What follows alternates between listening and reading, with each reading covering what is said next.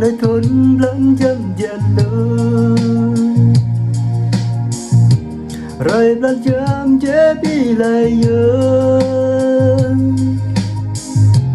em đi thô ngã tơ lời gió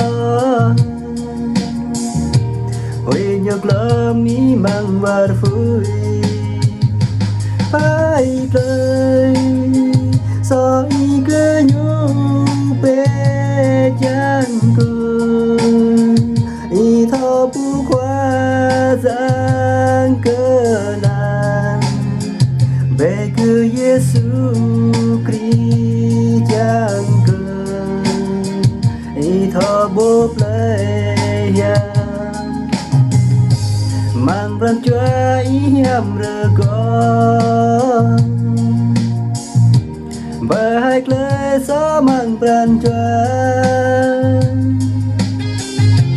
qua yang Giêsu chỉ kít gai qua rằng ơi đã chỉ một thôi baik le so ý cơ nhu bê chan cơ ý thọ bu qua giang cơ nàng về cơ Giêsu Christ chan cơ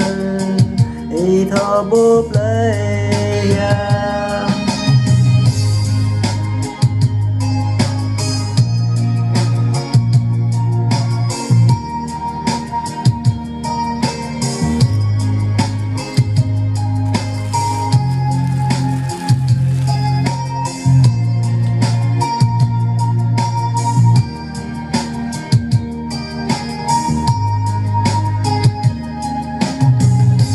ra nơi thôn bán chăm trẻ lui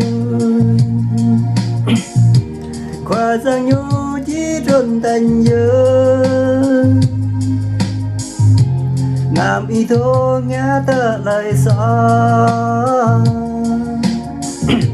nam y phát túi lời sạt bay phải lời so y cơ nhu bê chan cười ý thọ bu qua giang cơ nan về cơ Giêsu Christ chan cơ ý thọ bốp lấy phải lời so ý cơ nhu bê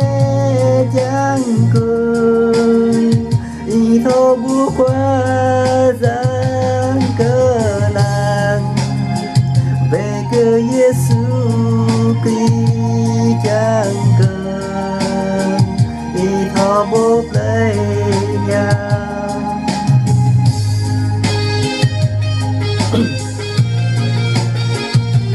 các bạn nhé,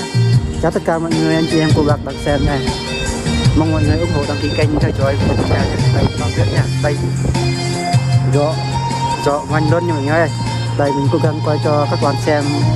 mong các bạn ủng hộ đăng ký kênh hay theo dõi video tiếp theo nhé. Mình xin chân thành cảm ơn tất cả mọi người anh chị em cô bác nhé. Đây xin cảm ơn tất cả mọi người.